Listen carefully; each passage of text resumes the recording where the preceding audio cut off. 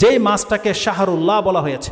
রাসূলুল্লাহ সাল্লাল্লাহু আলাইহি ওয়াসাল্লামের ভাষায় তিনি বলেছেন, আফদালু সিয়ামি বাদা রমাদান শাহরুল্লাহিল মুহররম, রমজান মাসের পরে উত্তম সিয়াম হলো আল্লাহর মাস মুহররমের মাস। এখানে আল্লাহ মুহররম মাসটাকে বলতে গিয়ে রাসূল সাল্লাল্লাহু আলাইহি ওয়াসাল্লাম শাহরুল্লাহ বলেছে।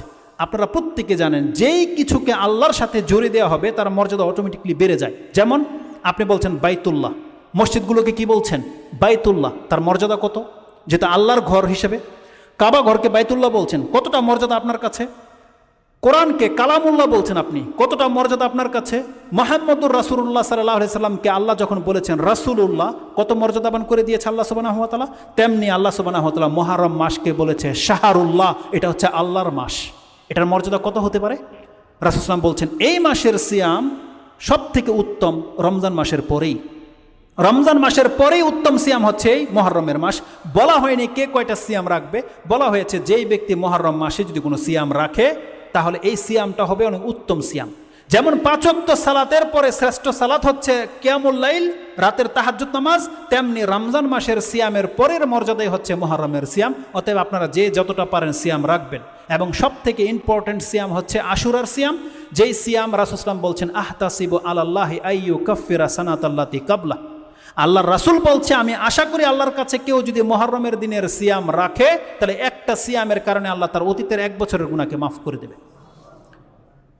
এই সিয়াম একটাই, কিন্তু একটা কারণে 2টা রাখতে হবে। সেই কারণগুলো ডিটেলস হয়তো আগামী খুতবায় আপনারা শুনতে পাবেন, আমি ওদিকে আর যাচ্ছি না। এই মুহররমকে কেন্দ্র করে, বিশেষ করে মুহররম মাসকে কেন্দ্র করে 2টা গুমরা জাতির মিডল পয়েন্টটা আমাদেরকে থাকতে হবে। আমাদের ডান দিকেও গুমরা, বাম দিকেও গুমরা। ডান দিকে গুমরা কারা? ইহুদি নাসারা। তারা এই মুহররমের দিনটাকে ঈদের দিন ভাবে, ঈদের দিন আনন্দ উৎসব করে। আর আমাদের বাঁ দিকে রয়েছে খারেজি, তাদেরই সন্তান, তাদেরই নাসল থেকে জন্ম এই খারেজি শিয়া, যাদেরকে আমরা শিয়া বলি। তারা আবার এই দিনটাকে পুরোই উল্টা, ওরা এটাকে দিন ভাবে, ওরা এটাকে রাত ভাবে।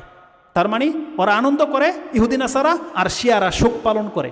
কিন্তু আল্লাহ সুবহানাহু ওয়া তাআলা আহলে সুন্নাহ ওয়াল জামা মুসলিমদেরকে মিডল পয়েন্টে এনে দাঁড় করিয়ে দিয়েছে। না মুহররমের দিনটা আমাদের জন্য, আশুরার দিনটা না ঈদের দিন, আর না আমাদের শোকের দিন। আমাদের কি করণীয়? রাসূলুল্লাহ বলছেন ওয়াসামুহু আনতুম, তোমরা সিয়াম পালন করো। ইহুদিরা ঈদ পালন করে, শিয়ারা শোক পালন করে। মুসলিমদের কাজ হচ্ছে এই দিন আমাদের সিয়াম পালন করা। আর সিয়াম না তো আনন্দের দিন, আর না কোনো শোকের দিন। সিয়াম হচ্ছে ইবাদতের দিন। তাহলে এই দিনটা হচ্ছে ইয়াউমুন আজিম, একটা মহান দিন। এই দিন হকের বিজয় হয়েছে এবং এই মাসটা হচ্ছে হারাম মাস। অতএব সেই সেন্সে আমরা এই দিন শোকও পালন করব না। এটা আমাদের জন্য ঈদের দিনে নয়, বরং এটা হচ্ছে মুহাম্মদুর রাসূলুল্লাহ সাল্লাল্লাহু আলাইহি ওয়াসাল্লাম এবং আম্বিয়াদের সুন্নতের দিন। মূসা আলাইহিস সালাম সামা শুকরান লিল্লাহ, এই দিনে শুকুর গুজার হয়ে সিয়াম রেখেছিলেন। আর মুহাম্মদ সাল্লাল্লাহু আলাইহি ওয়াসাল্লাম বলছেন আনাহানু আহাক্কু বিমূসা মিনকুম, ইহুদি তোদের চাইতে বেশি আমি মুহাম্মদ মূসা আলাইহিস সালামের হক রাখি। অতএব আমার ভাই যেহেতু এই দিন সিয়াম রেখেছে, তাহলে আমি এবং আমার মুসলিম টিম হক রাখে যে তারা এই দিন সিয়াম রাখবে। ফাআমারাহুম বিসিয়ামিহিম, রাসূল সাল্লাল্লাহু আলাইহি ওয়াসাল্লাম আমাদেরকে আদেশ করেছে আমরা যেন মুহররমের দিন সিয়াম পালন করি।